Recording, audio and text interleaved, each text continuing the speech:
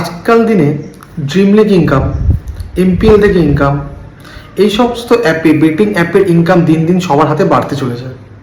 এত টুর্নামেন্টের জন্য, এত কিছুর জন্য রেগুলার সবাই ওইখানে ইনভেস্ট করছে এবং কেউ কেউ ইনভেস্ট করে ইনকামও করছে। এই ইনকামগুলো হওয়ার পর মাথার মধ্যে 2-3টে কোশ্চেন করে। প্রথম কোশ্চেন করে, আমার যে ইনকামটা হলো সেটার উপর যেটা টিডিএস কাটলো, টিডিএসটাকে আমি রিটার্ন পাবো? বা আমার যদি এটার সাথে সাথে আরও ইনকাম থাকে তাহলে আমি কোন ইনকাম ট্যাক্স ফর্মে এটা দেখাবো? এই প্রশ্নগুলো মাথায় করে আজকে তারই উত্তর দেবো।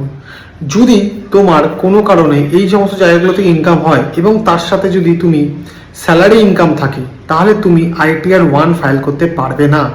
এই সমস্ত ইনকামের জন্য ITR 2 ফাইল করতে হবে। এবং শুধুমাত্র যদি এই ইনকাম থাকে তাহলেও তোমাকে ITR 2 ফাইল করতে হবে।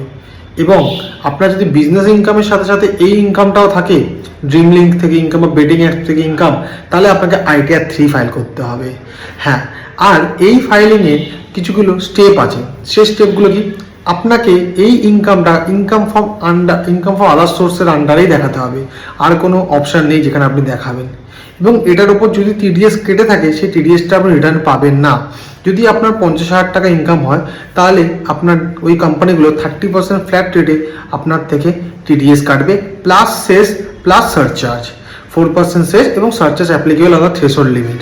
আপনার যত ইনকাম হবে সেই রেসপেক্টে। সো এই ইনকামটার ওপর আপনি কোনোভাবেই টিডিএস ক্লেম করতে পারবেন না বা রিটার্ন নিতেও পারবেন না।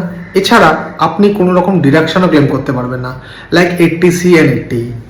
যদি আপনার আরও কোনো কোশ্চেন থাকে তাহলে আপনি আমার নিচে দেওয়া ফোন নাম্বারে কল করুন, আমাকে জিজ্ঞেস করুন। এবার যদি আপনার ITR নিয়ে কোনো কোশ্চেন থাকে বা জিএসটি নিয়ে কোনো কোশ্চেন থাকে, তাহলে আপনি ডাইরেক্ট কল করুন, আমাকে ফোন করতে পারেন, আমার নিচে দেওয়া ডেসক্রিপশনে আপনি মেল করতে পারেন। আমি অবশ্যই আপনাদেরকে হেল্প করবো।